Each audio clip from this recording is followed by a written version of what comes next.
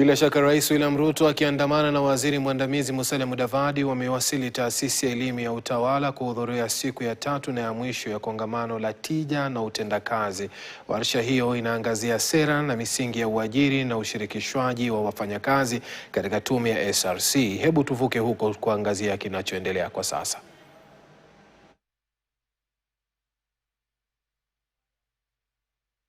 Twice is because we are building with them the Kenya Advanced Institute of Science and Technology in Concert Technopolis, a university that I chartered a month ago that is going to work on some of our very specific science, technology, and innovation areas to be able to sharpen our human capital. We've done the same with Cambridge, and we are identifying some special universities that are going to work with us on specialized fields for us to make sure that we have the men and the women that have the intellectual capacity to design our future. We must therefore focus not only on the quantity of education, but more importantly, on its quality. We must build a workforce equipped with the skills, knowledge, and adaptability required for the jobs of tomorrow. Equally important, those already in employment must have opportunities for continuous reskilling and upskilling to remain competitive in what is now, and we all know, a very rapidly changing environment. We must restore merit to the heart of public service. It is our expectation that all public service recruitment commissions to hire on merit, fairness, and transparency, so that only the most competent get.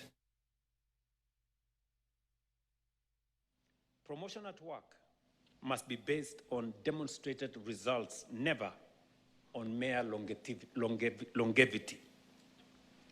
Let advancement be the consequence of contribution.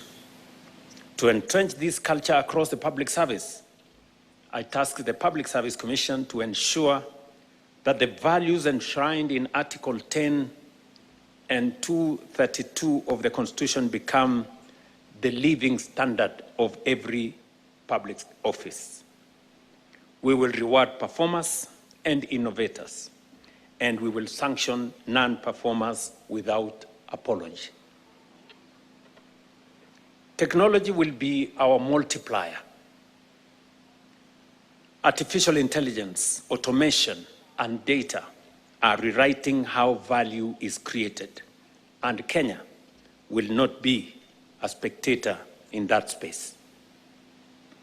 We will invest in digital infrastructure and a leaner, faster, citizen-centered service. 2 days ago, I had interaction with the owner of AI, artificial intelligence, and ChatGPT, whatever it's called.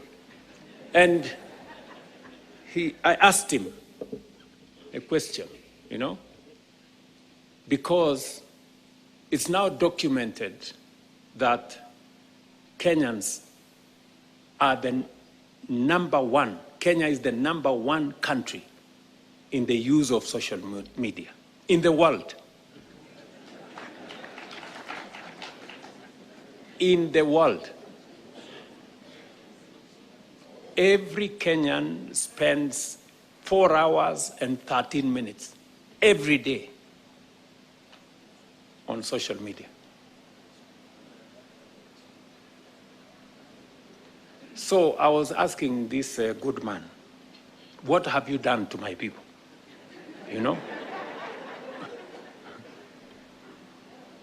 And we agreed with him that We are not going to be mere consumers of his platform. We must be co-creators, and we must begin as a country to appropriate the space around technology and how we can use it for commerce, for learning, for delivery of public service, for agriculture, for trade, for investment, not just for all the other things that social media present. But while technology may accelerate performance, culture sustains it. Technology serves people. It does not replace them. That is why we will embed Kaizen, the discipline of continuous improvement at every level, built on a singular question: how can we do better today than we did yesterday? This movement must reach the counties where the services citizens need most, including health, water, agriculture, and healthy childhood education are delivered. I urge my good brother Abdullahi and the county governments to mainstream productivity, to benchmark relentlessly against one another, and through the Council of Governors to adopt a county productivity framework. And the Commission and the Steering Committee should work with them. And it should be a whole of society effort. Just as Kenya once mobilized around universal education, infrastructure, and digital inclusion, we must now mobilize government, private sector, labor, and academia together around productivity. Ladies and gentlemen, today we adopt a bold productivity reform agenda. We will re-engineer performance management to measure results, not activity. We will invest in human capital and transform the culture of service. We will tie reward directly to productivity, and we will marry fiscal discipline to productivity so that every shilling collected from taxpayers generates maximum value. We will harness technology under a one government data-driven approach, and we will build the governance and financing necessary to sustain delivery. I have listened very carefully to the chairman of the Salaries and Remuneration Commission. And he has said something very profound about moving our revenue as a percentage of GDP from 14.5% today to 20%. Mr. Chairman, I want to persuade you, we move it to 25%. We can do it. We can do it. Revenue as a result of GDP in OECD countries, my friend is here, is on average 35. The highest, I think, is 45. We are at 14. I mean, we cannot develop this country that way. And let me persuade you to look at things a bit differently.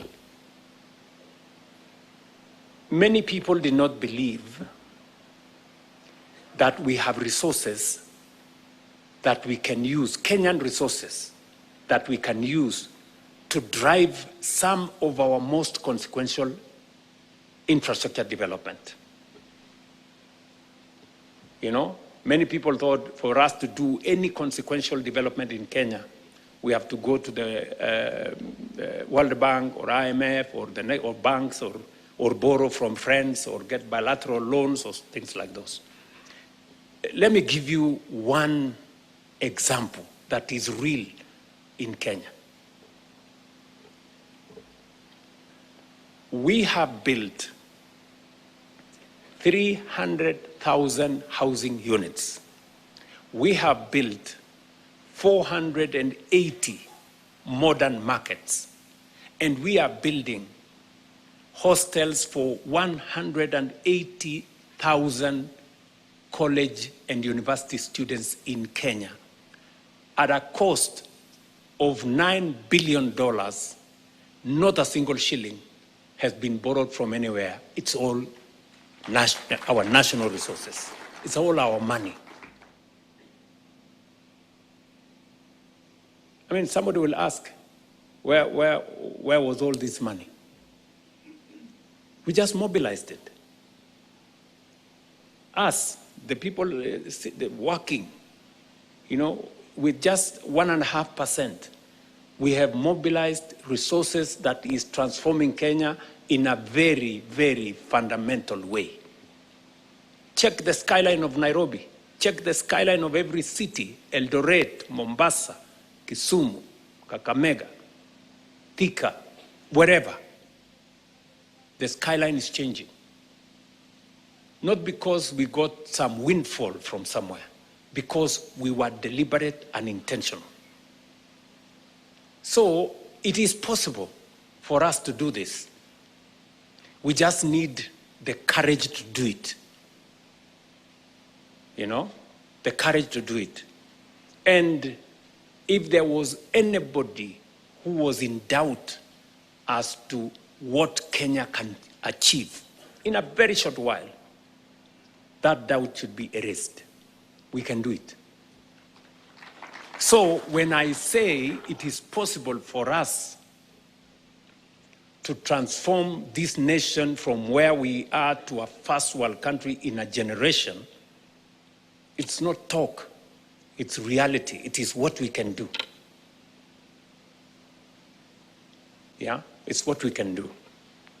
And that is why, Mr. Chairman, I wish I had more time for this meeting. But I will create, I have already told you, I am giving you and the steering committee an appointment for Monday, 3:30, because all the recommendations you have read here, we must implement each and every one of them.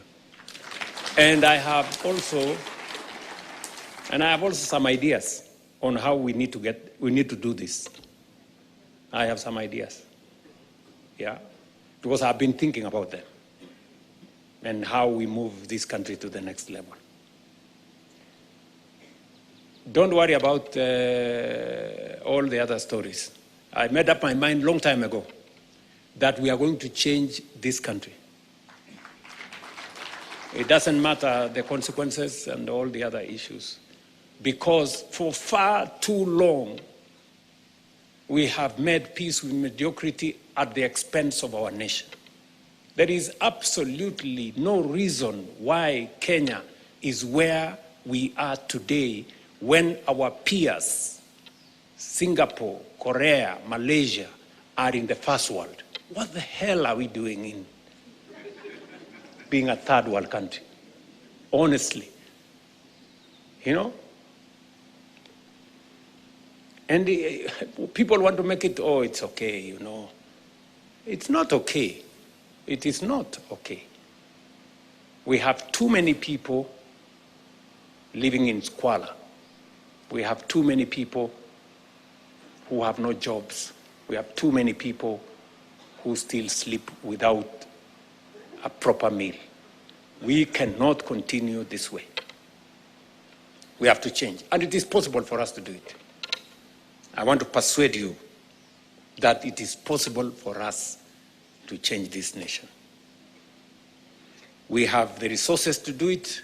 We have the means to do it. We have the human capital to do it. And if what we have achieved in 3 years is anything to go by, we can achieve a lot more with the momentum we have built. I am very, very confident about the future of this nation. I will repeat again, good people, we must believe in ourselves. We must believe in our country as we believe in God. This we can do. You know, there are very many people who don't believe in our country. They believe in something I don't know where.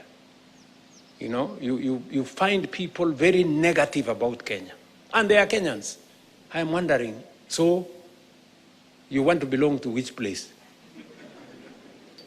You think who is going to give you their country? You hate yours, so that who will give you theirs? Nobody. If there is a problem in Kenya, let's fix it. It's our country. We must fix it. You know? Whatever it is that is there in Kenya. And I'm telling us as a people, let us work together. We must protect our country. We must focus on our development. And we must never allow things that take Kenya backwards, you know. I hear some people, you know, the other day I saw some people there saying, oh, we want to shut down the country. Or we want, you know. We will defend the right of everybody because we are a country that believes viciously in order. We are a civilized nation. We are an organized society. We believe in the rule of law. We protect everybody's right. It is right for every citizen who has an issue to petition or to protest, and we must protect their right to do so. We must also protect the right of our children to go to school and learn, and our farmers to go to the farms and produce food so that we don't sleep hungry. And the business people, we must protect them to go to work, to do business. We must protect every worker to go to work so that we can raise our productivity. So we must protect the right of everybody so that we have a functioning, civilized, orderly, democratic, constitutional nation. And we are going to do it together. The public service, the legislature, constitutional commissions, our judiciary, the executive, and on that mission of protecting the rights of everybody, I will lead that charge. I will be right at the forefront. Yeah, because that's how we keep our nation as to what it is. And the one thing that is not going to happen is that people will be mobilized to destroy property or to cause chaos or mayhem. That will not happen. Children will go to school because it's their right to go to school. Workers will go to work because that's how we raise the productivity of our nation. And businesses will go open their businesses and grow our economy. And farmers too, and everybody, so that we can take the nation forward. The distance between where we stand today and where we aspire to be will not be measured by time.